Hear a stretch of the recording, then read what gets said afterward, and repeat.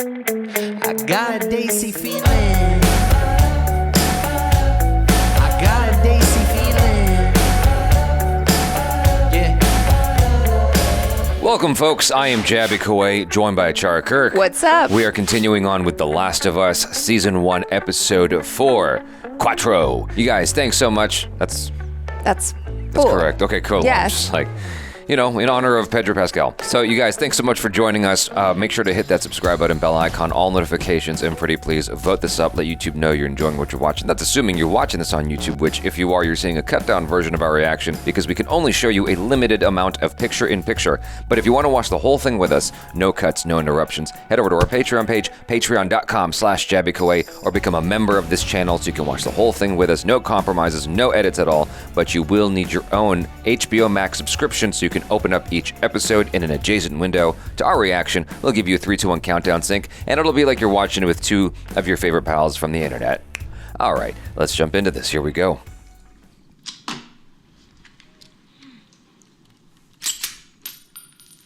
Ooh.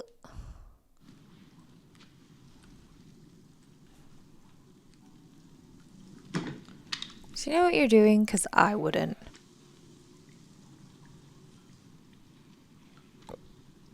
Don't. Oh. Well, I guess you emptied it, so. It doesn't matter how much you push the envelope. It'll still be stationary. Oh. Volume 2 by Will Livingston. Volume 2. Look, you get it? 2, like T-O-O. Ah.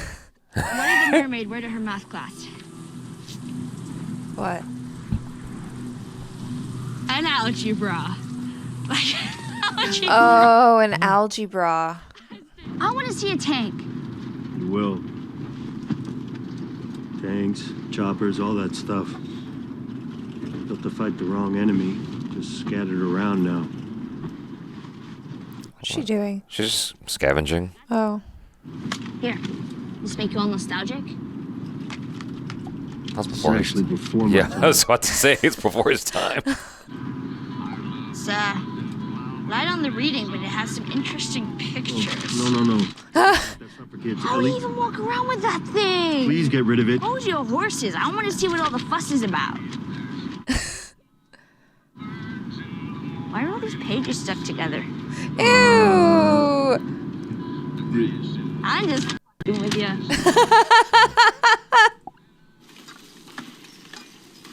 Ooh.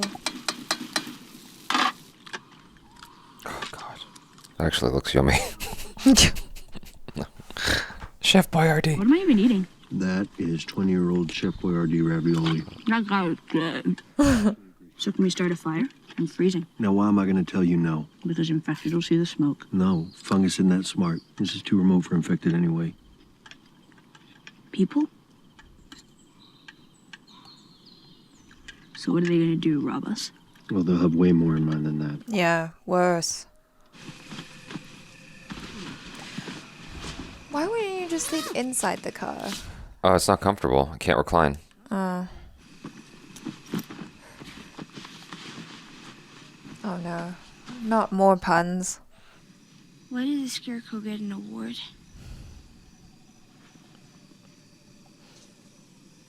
Why? Because he was outstanding in his field. You dick!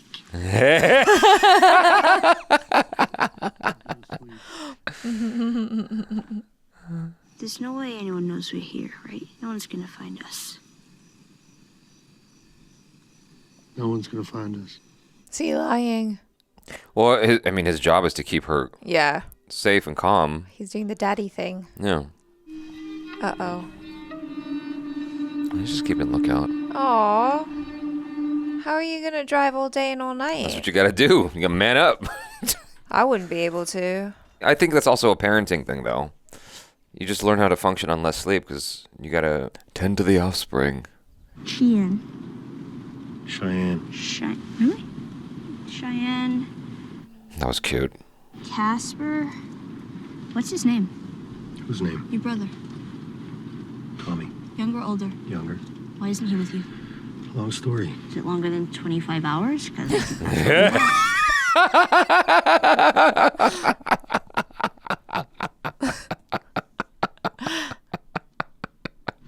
what we used to call a joiner.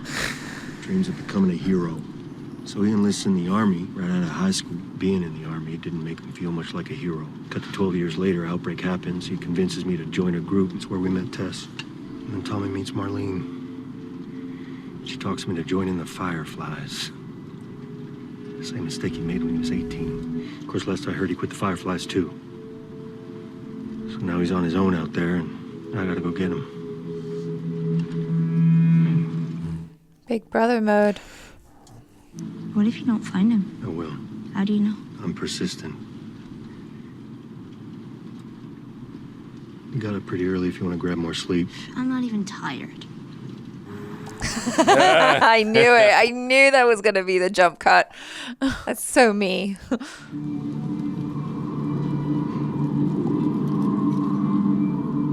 We're gonna try to clear this out? No, you can't. No. No. No way. You're on foot now. Ugh.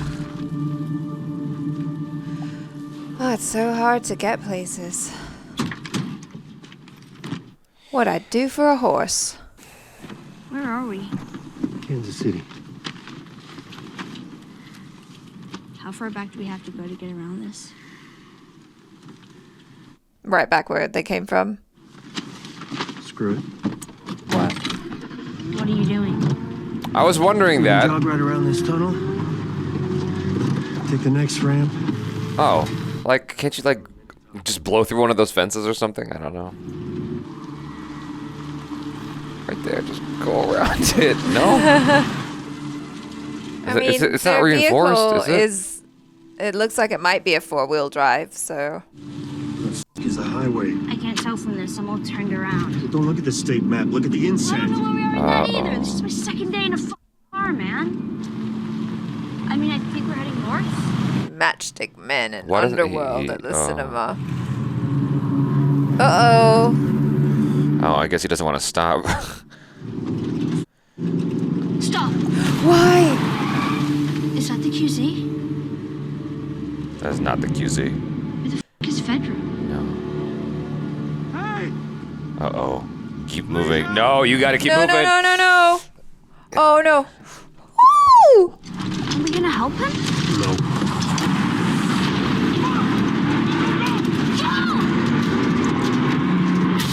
Oh, shit. Oh, no!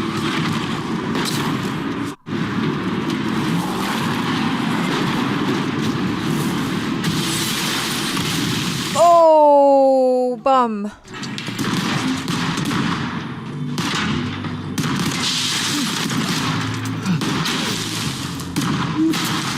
Where's your gun? Hey, you see that hole? Can you squeeze through? Where's her backpack? Yeah. With her. Okay. Go! Oh, she's got her back. She's got her back. Yeah. Good job. Come on. Get in there.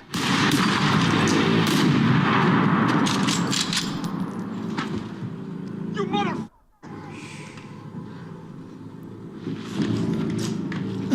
Get him now. Oh, no. Shush. Oh, she's gonna nab him, isn't she? What are you gonna do? Oh, Joel got him. Oh, no!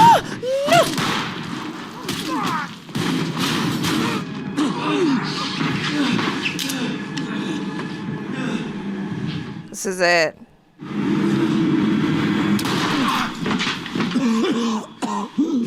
Did he just...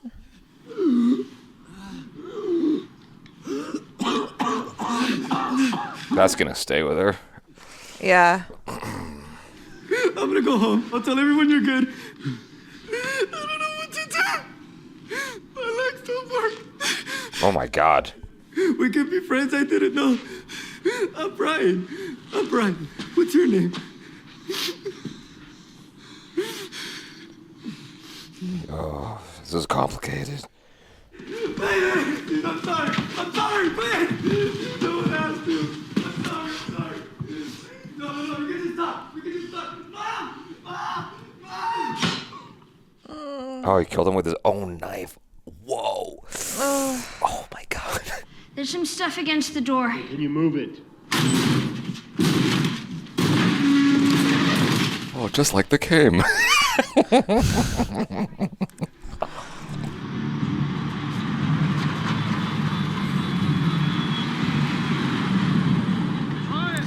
Yo, you got to get a lot of gas to power those Hummers. They probably just go for about 15 minutes because he's like, the gas is so watered down that you can only go for about an hour or something. I don't know. You shouldn't have had to.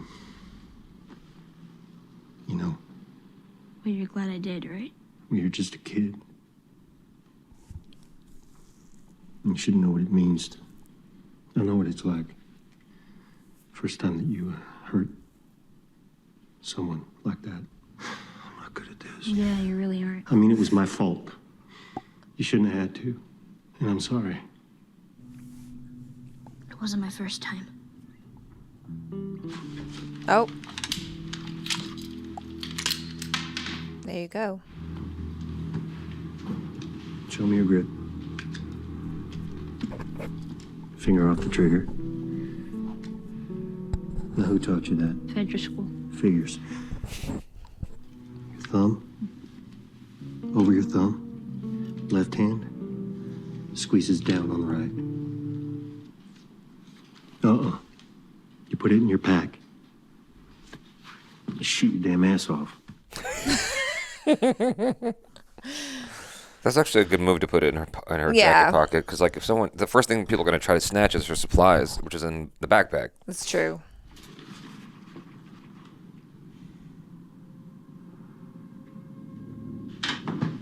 They're out of food. Henry won't let Sam starve. Double the guards around our provisions. He's close. I can feel it.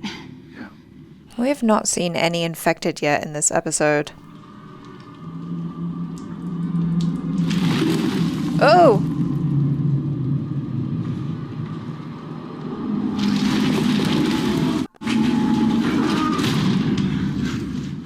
Is that like a mega infected? Perhaps, yeah. Seal off the building for now.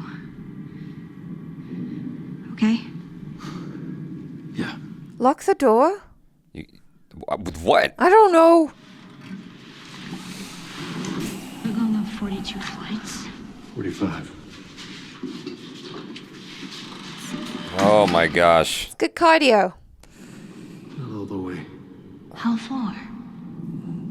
As far as I can make it. That's a lot of, oh God, that's a lot of stairs. One step at a time, baby. Think of how amazing your tush is gonna look. Hey, you know that guy who said he was hurt? How did you know it was an ambush? I've been on both sides. It was a long time ago. We did what we needed to survive. You and Tess. And the people we were with. My brother, too. Did you kill innocent people? Come on. I thought he was gonna say something quippy like there are no innocent people anymore. But No, I thought that was a great exchange, actually. yeah. Give me a minute. Get up, you lazy ass. It's not lazy, it's just older. Yes. 56 years old, you little shit.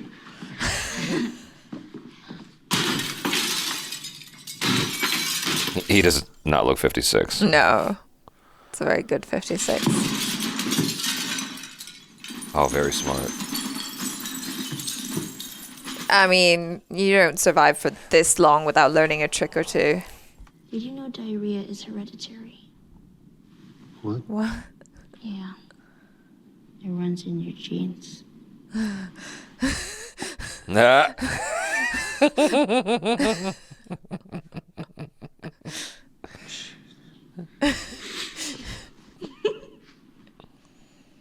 That is so goddamn stupid. You did. Jesus, we're losing it. You're losing it big time. It's a good joke. Oh God, something terrible is gonna happen, isn't it? Oh no, No, okay. I think that's the end of the episode. Ah. Crunch, crunch. Joel. Uh-oh. Joel! Oh. this Henry?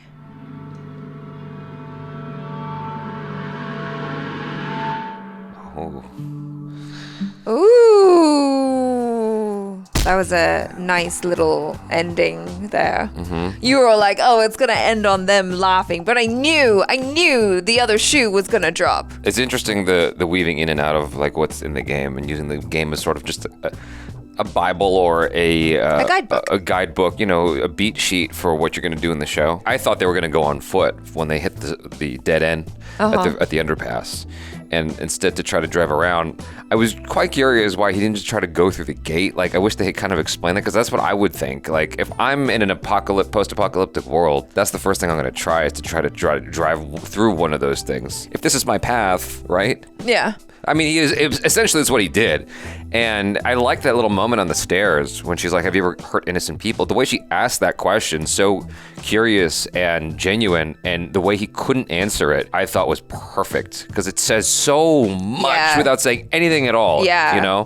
Well, it's just like you noticed, even with the casting of, I think the actress's name is Melanie Linsky, but as that lady who's clearly their leader, right? I think the whole point is that when you live in this world, you're forced to do things that you wouldn't normally have to do. Like even that last shot of the little kid who's obsessed with Superman, he's got like that leftover paint on his face, like it's some sort of face mask, because it's his little superhero persona, but he's holding a gun and he's even younger than Ellie, and it's like, what are we forced to do when the situation demands that of us? Because certainly looking at that lady, she didn't seem like the type of person who would be the leader of all these people. Yeah. But clearly she's stepped up to the challenge, and everyone looks to her as a leader. Even the way she speaks, it was very like her inflection, her vocal quality. That's the kind of vocal quality I've always associated with just like the friend or the fun mom. Someone who's sweet. She strikes me as someone who's more of a comedic character actress than someone who would be leading a survival group of some kind. Just listening to the way she talks, I have mixed feelings about it, just because of like what I have been conditioned to think a leader should sound like. Yeah. Whether it's a male or female. The way Marlene sounds, the way Marlene looks and carries herself, that looks like a leader. Yeah, she looks like a badass. Yeah. She carries herself with a certain strength and gravitas. Exactly. And so when you're not fitting that profile, that bill, it just sort of like does my head in a little bit, but I'm like, no, like I'm fighting against myself, because I'm like, it totally is possible that literally anybody who's determined enough and has enough will could become the leader and has, vision and foresight to lead people. Yeah, and it's also like the question is, what happened to her to put her in that position? I guess it had something to do with her brother, and I assume her brother got killed by Fedra. And the thing that I was thinking the whole time was, Fedra has been made out to be this really awful regime, right? And it very much feels like a dictatorship, because it is. When you have another situation where the people overthrow that government, they're still pretty much the same as what they were before, because everybody's scared and everybody's just trying to do the best that they can. And I wonder what that's saying about human nature, when it's like in a situation where the circumstances are dire, it seems like we'll always want to turn to some form of totalitarian regime or something quite horrible. Yeah. What's interesting is the little clues they gave us, because when she was looking through the attic, there was a drawing of two Superman holding hands. And my first thought was something like, I don't know, my first thought was something homosexual. Like, I thought that was the case, or maybe, and then I was like, well, maybe it's like a father and dad kind of thing. A father and son. No, sorry, that's what I meant. That's father and son kind of thing. And I'm like, maybe that makes sense. Now I'm remembering the game. I'm like, oh, okay, gotcha. Now it's clicking and it makes more sense. So now the drawing makes sense. Okay. You know what I mean? If I recall correctly, it's a kid and his brother, basically. Oh, yeah. I don't remember. So. Well, you didn't get that far in the game. What we're gonna get next is gonna be very intense. So where they concluded was very, very good. I was like, oh, that's cool. Like, that's a good cliffhanger moment to lead us into the next part.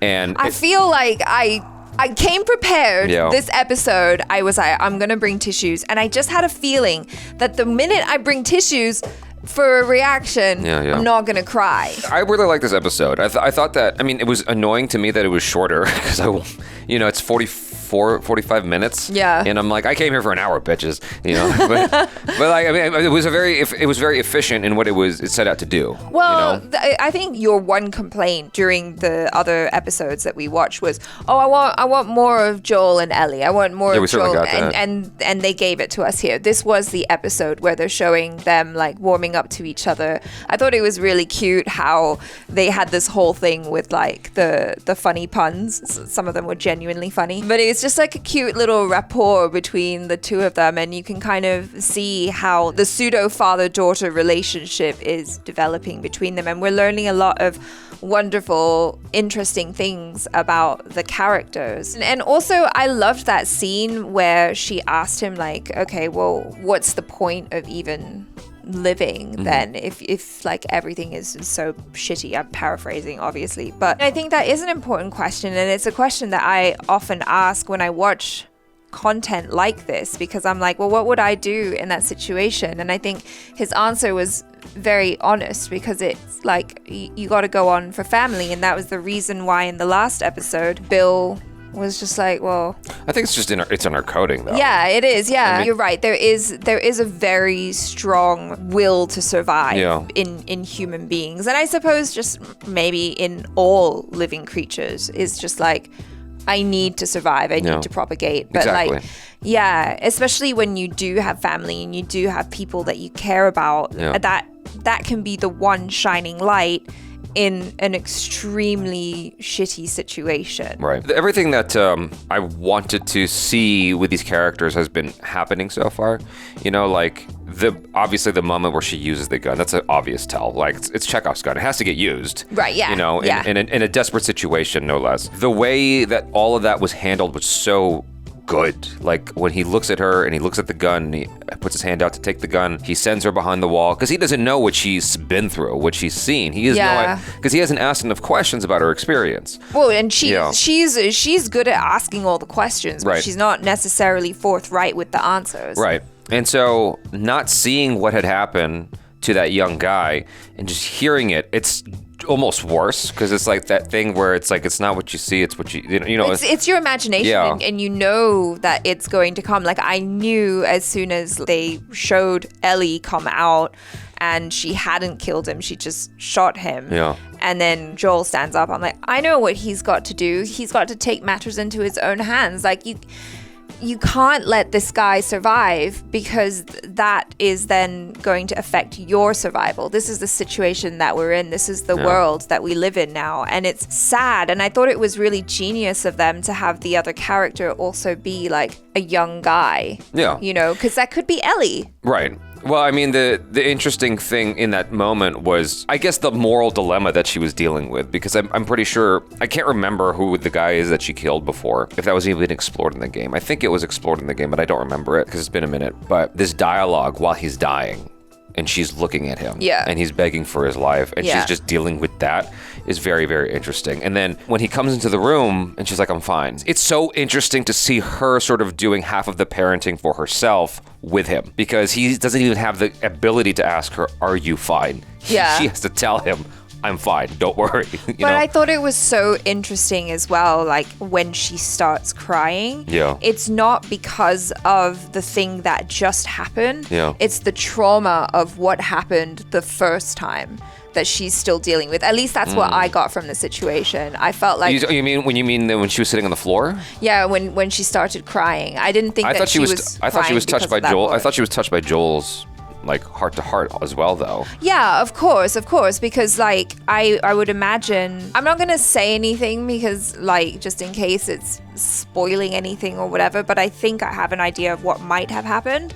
But I think that after that moment, she probably never had a moment where she could just kind of deal with those feelings. And so she's having that moment now where whatever happened the first time she had to shoot someone, she's now unpacking those emotions and processing it. So I thought that was a really beautiful moment and very well acted. Yeah, and then of course there's that moment that when he's got to give her back the gun. You know, it's that sort of, for her, it's a coming of age tale. And so to have that, I don't know what you'd call that. It's almost like this truncated form of all right, here's the keys to your first car, kind of thing. You know what I mean? It's kind of messed up. You know, but that's how I sort of took it. And so she's sort of growing up through this process with him. Even though she's had this experience before, there's this rite of passage in a way that we're watching unfold. And I think that's cool. It's him going like, okay, I trust you now with this thing that you can use to kill another person. In much the same way, like the analogy that you were giving of, oh, when you get your first car or whatever, yeah, it's a big deal because your parent or your parent figure is giving you the keys to a big ass killing machine, basically, if you run over someone. Just to go back to the whole situation with the young man that they had to kill, I thought that was just incredibly distressing. Him begging for his life and just trying to bargain with all the things, and then the realization that he is really young, and then he's asking for his mother and all of that. Like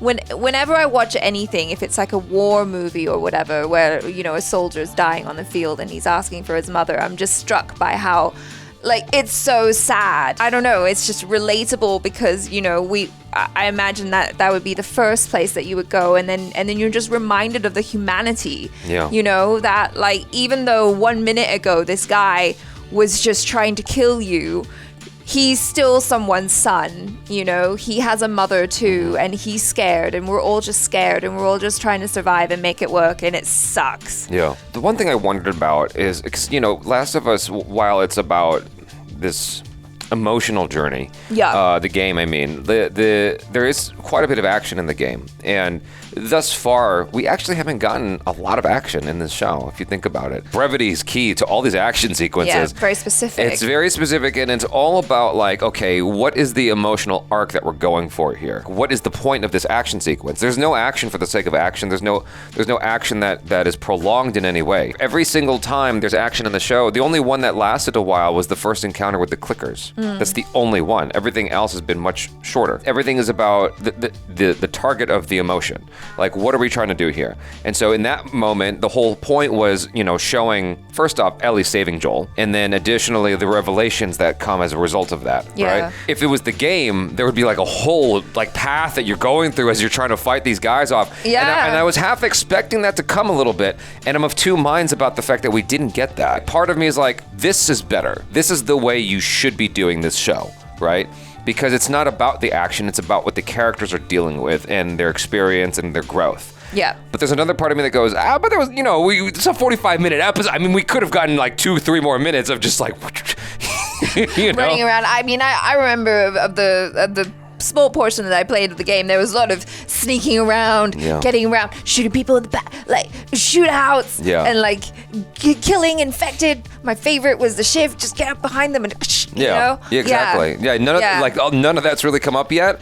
Maybe it will, but you know, when they were driving through the up to that point in the show, and they were showing us all these dilapidated buildings and cars and whatever, like not buildings, but just vehicles that have been abandoned, long abandoned, and you know, foliage is just sort of taken over. I was thinking to myself, like, this is really interesting, and it makes me wonder way ahead. I'm jumping the cart way ahead of the horse here, right? You're putting the cart before the horse, jumping the gun. It just is making me think about what they're going to do in season 2 or 3 with elements of Last of Us 2, because there are some moments, and I mean, I don't know if it's going to be explored in the show, because the show deviates in the ways that it wants to facilitate telling the story that it wants to tell in its own way, right? Yeah. But there are some expensive moments, to say the least, right, that happen in Last of Us 2 that would be way more costly than anything we've seen so far here, or anything that we will see in this show that I can think of. It makes me wonder, like, how far they're going to take it. It just got me excited.